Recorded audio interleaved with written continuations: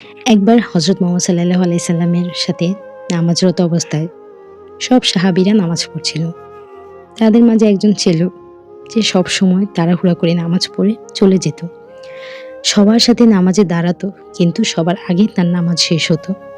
বিষয়টা হলো, এটা দেখে আশেপাশে যে সাহাবীরা ছিল তারা হযরত মুহাম্মদ সাল্লাল্লাহু আলাইহি সাল্লামকে ঘটনাটা বলল যে, রাসূল, আমাদের সকলের সাথে সে নামাজে দাঁড়ায়, কিন্তু আমরা সালাম ফিরানোর আগেই সেই নামাজ থেকে চলে যায়। সে এত তাড়াতাড়ি কি করে নামাজ পড়ে? তার নামাজ কিভাবে সে পড়ে? সে আমাদের আগে চলে যায়, বা এত তাড়াহুড়া করে সে নামাজ পড়ে, তার নামাজ কি হয়? তখন মুহাম্মদ সাল্লাল্লাহু আলাইহি সাল্লাম বিষয়টা বিবেচনায় নিল। সেটা দেখার জন্য, জানার জন্য সে পরবর্তীতে আবার সেই জিনিসটা লক্ষ্য করল। তো পরদিন যখন সে আবার নামাজে আসলো, তখন সে বিষয়টা আবার যাচাই করে দেখল যে হ্যাঁ, সে সবার সাথে নামাজে দাঁড়ালেও বা সবার পরে নামাজে দাঁড়ালেও সে সবার আগেই নামাজ থেকে চলে যায়। তখন নবী করিম সাল্লাল্লাহু আলাইহি সাল্লাম যখন বিষয়টা নিয়ে অনেক বিশ্লেষণ করলো বা জানতে চাইল, তখন সেই সাহাবী বলল, রাসূল, আমি নামাজে সবার দেরিতে আসি আর সবার আগে চলে যাই। তার কারণ হলো, আমাদের ঘরে তেমন জামা নেই, আমাদের পোশাক মাত্র ২টা। তার মাঝে হলো একটা পোশাক নামাজ পড়ার জন্য, আর সেটা কি করি, আমি নামাজ পড়তে এই পোশাকটা পরে আসি, তখন আমার স্ত্রী মাটির নিচে গর্ত করে ঢুকে থাকে, তখন আমার স্ত্রী উলঙ্গ হয়ে থাকে।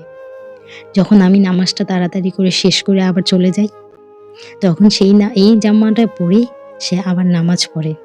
কথাগুলো শুনে নবী করিম সাল্লাল্লাহু আলাইহি সাল্লাম খুবই অবাক হলো, আর খুবই শোকায়িত হলো, যে কষ্ট পেল যে আসলে এত খারাপ অবস্থার মাঝেও তারা স্বামী স্ত্রী কখনোই নামাজ ছাড়েনি।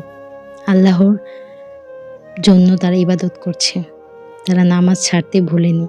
এত কষ্ট করে গুহার ভেতর ঢুকে থাকে, স্বামী আসবে, তারপর সেই পোশাকটা পরে আবার নামাজ পড়বে। আল্লাহকে খুশি করার জন্য এই যে দুইজনের যে একটা চেষ্টা, একবার ভেবে দেখেছেন?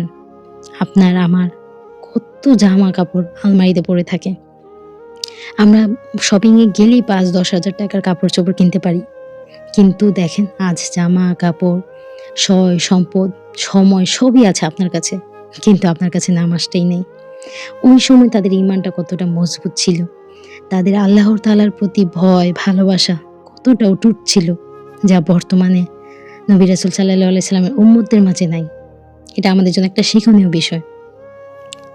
আসলে আমাদের হাজার হাজার টাকা থাকা সত্ত্বেও, লাখ লাখ টাকা থাকা সত্ত্বেও আমরা কয়জন আছি যে নামাজের জন্য এত পাগল হই, বা আল্লাহ রাব্বুল আলামিনকে খুশি করার জন্য এমন পাগল হই?